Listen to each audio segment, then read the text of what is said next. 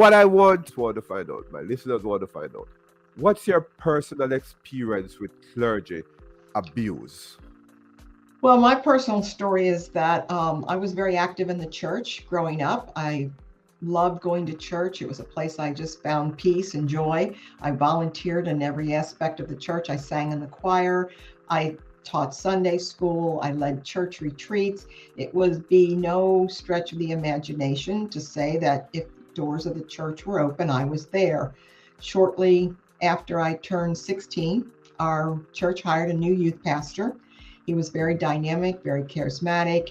He was kind of young and hip at that time. He was Okay. 30 with married and two children, but he really acted more like us. And Yeah. so very quickly he endeared himself to the congregation and to the youth group. We all wanted to do whatever he asked us to do and follow him. In many ways, he was treated like a cult leader because he was Right. just so charismatic, and he was able to help the church grow. And early on, he tapped into me as one of the leaders, and I was willing to follow him. Um, he was always complimenting me. He was showing me Yeah. special attention, all these things, which of course I liked. But one night after a youth group meeting in my home, he waited for everyone to leave. He Yeah. told me how wonderful I was and how much he appreciated everything I was doing in the church. And then he bent down and he kissed me. Yeah. And I remember how stunned I was, and I didn't know how to respond. I thought, well, this is my pastor. He wouldn't be doing anything he shouldn't be doing. Yeah. And slowly over time, I babysat for his family when his wife worked evenings. So this gave him the perfect opportunity to be alone with me.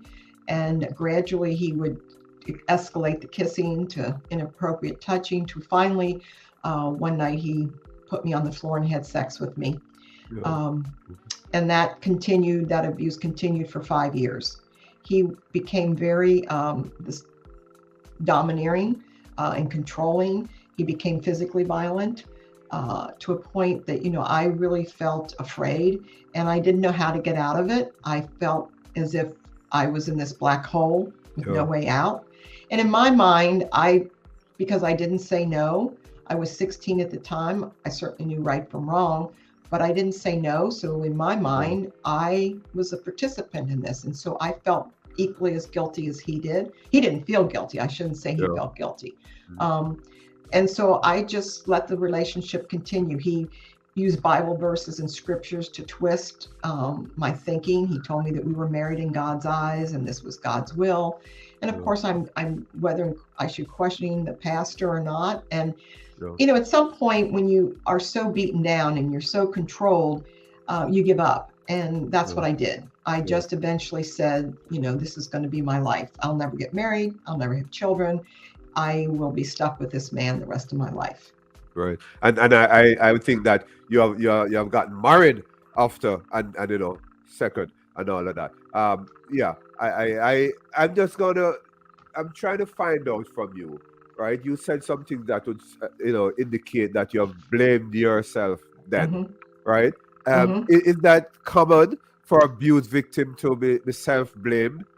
Absolutely. It's very common because we don't understand that we're being targeted and that we're being taken advantage of from our vulnerabilities. There's something in us that makes these men, sometimes women, know that they can take advantage of us. And so when you're in a vulnerable place in your life, whether you've gone as an adult woman gone through a divorce or you've gone a death in the family, you're in a place where you're not capable of thinking clearly, and your dependency upon someone who's trying to help you overrides any thought that they're doing anything wrong.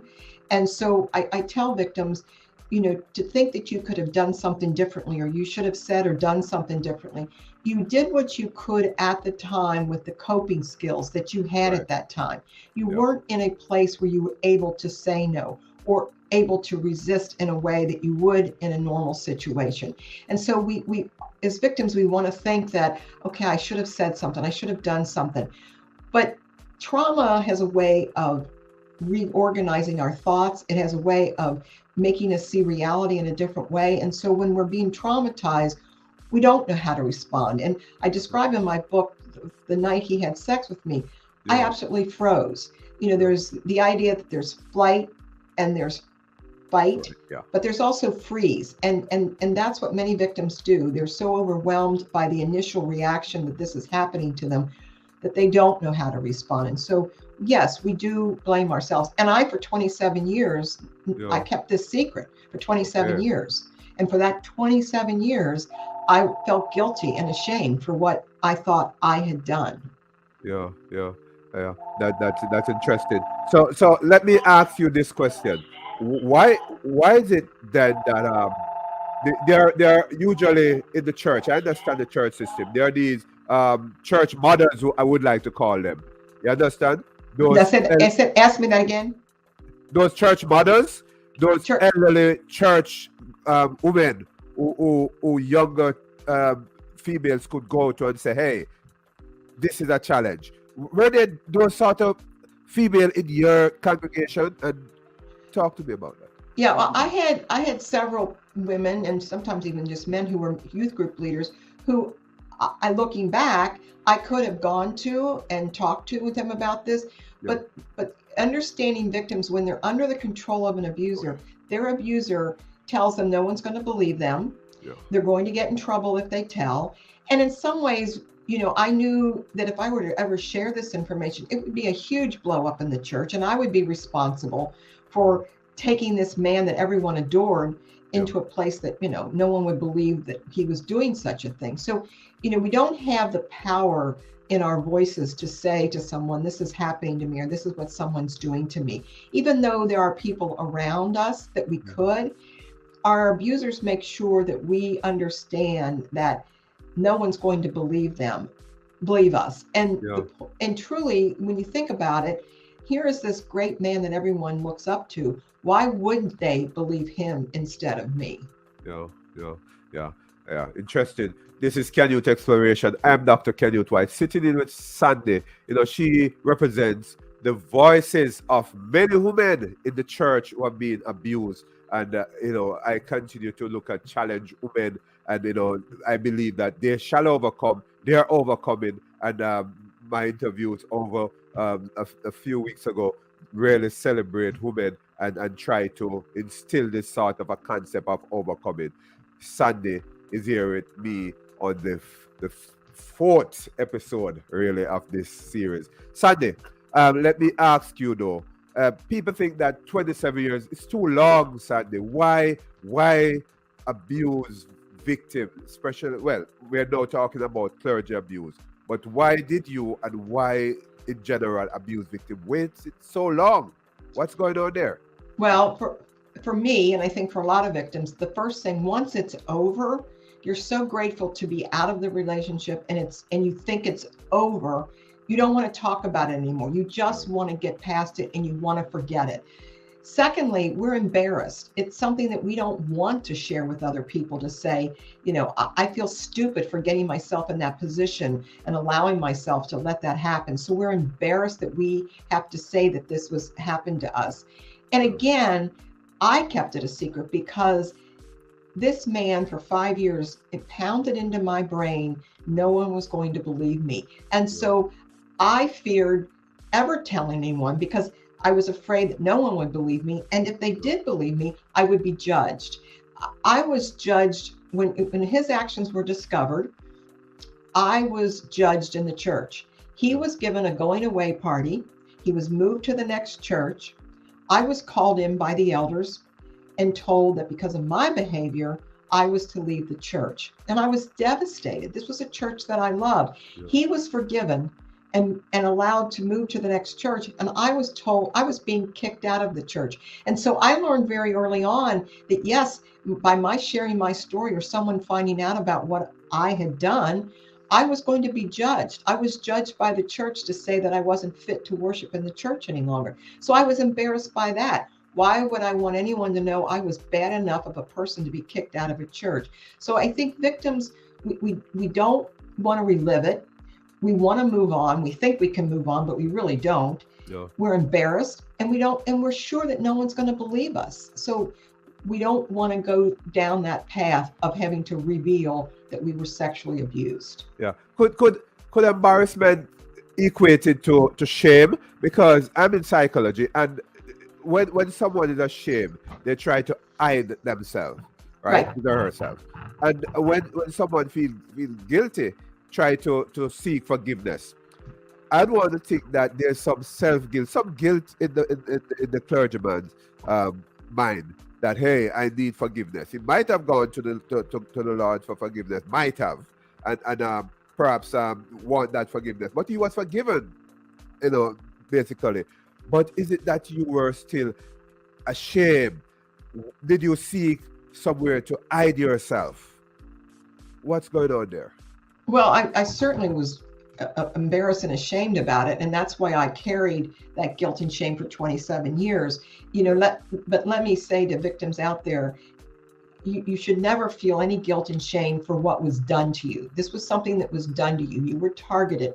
And so any guilt and shame lies squarely on your abuser, who knew exactly what he or she was doing when they took advantage of you in your vulnerable state. So, it's very clear to victims that yes, you're going to feel guilt and shame, but it's not your burden to bear. All that guilt and shame belongs squarely on your abuser. Yeah, Sandy, I want you to say that again. I want you to say that again. So any guilt and shame you feel belongs squarely on your abuser. You have no reason to feel any guilt and shame. You have every right to know that this man took advantage of you in a vulnerable place in your life. And it was his burden to bear, not yours, of the guilt and shame. Right, right. That's important for my listeners to hear.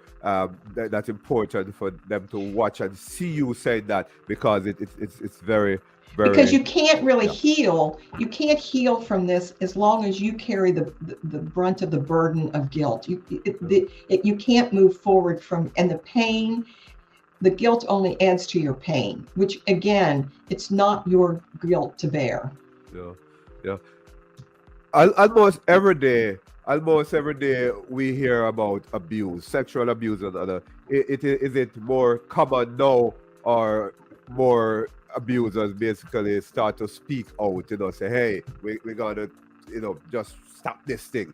What's going on there? Well, I think abuse has always been a part of our culture. I think anytime you have someone who's in a position of power, they can use that power to do great harm. When my abuse occurred back in 1972, we didn't have the internet, we didn't have Oprah and talk shows. So I really felt like I was the only one that this was happening to. So I think we are more aware, but I certainly think the abuse is probably as much as it's ever been. We're just more aware of it. Maybe the internet with porn has created more. That's probably a factor. But the fact that victims are no longer staying silent, I think is a powerful tool that is allowing people to become more aware. And it happens, the Catholic issue came up years ago, but it happens in every faith and every denomination. Right. Abuse will happen wherever there are people in positions of power over people who are under them with less power. Right. And it can, we've seen that with the gymnast, with Larry Nassar. So anytime there are people that have, whether it be their age or they're vulnerable or some situation in their life, someone in a position of power has the ability to take advantage of them. Many times the church is so afraid of the reputation of the church being hurt if this pastor is discovered, and so they sweep it under the rug. That's not what hurts the reputation of the church. It is the cover-ups that hurt the reputation of the church. And people understand that, yes, there can be a pastor that does this and the congregation was totally unaware, they didn't know. But once they discover, then they need to act swiftly and appropriately by removing the pastor and supporting the victim. That's what a church should do, is to help the vulnerable. And so many times that's not what happens. They rally around the pastor and feel sorry for him. And as long as that's the attitude of our churches, that's what's going to hurt the reputation of the church. Yeah. We are about to wrap up, but women are listening today, right? Tonight, wherever, from wherever, and say, okay, I'm planning on going to church on Sunday. I'm planning on becoming a Christian. I'm planning on getting involved in church. What would you say to these women who are not yet in the church, but would sort of feel like, oh, wonder what will happen to me in the church. I cannot trust the pastors. No, that we don't want people to feel like they can't trust the Right, pastors. But right. what we need to start doing is not to look up to our pastors as almost godlike. They are still men. And I would say anytime a woman in a church would feel uncomfortable, whether it's with the choir director or Sunday school teacher, whatever, they need to address that and say, I don't like the idea that you sit so close to me, or whatever the case is. So, we need to remember that our pastors are representative of God, but they're not God. And we sometimes forget that. And that we also have a right as women to use our voice to say, I'm uncomfortable with a certain situation, and not feel like we should feel guilty because we speak up. Yeah, yeah, interesting. Before I have Sandy say our final words to on the whole topic, I just like to remind you that you're listening to Canute Exploration, your topic in a podcast. I'm Dr. Canute White. Those of you listening on your favorite podcast platform, those of you watching, remember to subscribe, share this, comment, say you have something to say based on what Sandy had said, make your comment. And I'm sure she will see it. If she doesn't, I will ensure that she gets it. Right? Okay. Yeah, Yeah. right. But and on the in the description you will see link to contact Sandy so that you'll be able to get in touch with her. Sandy, what's your final comment? What on the topic? Say something important. Hope and healing is possible. There is hope out there.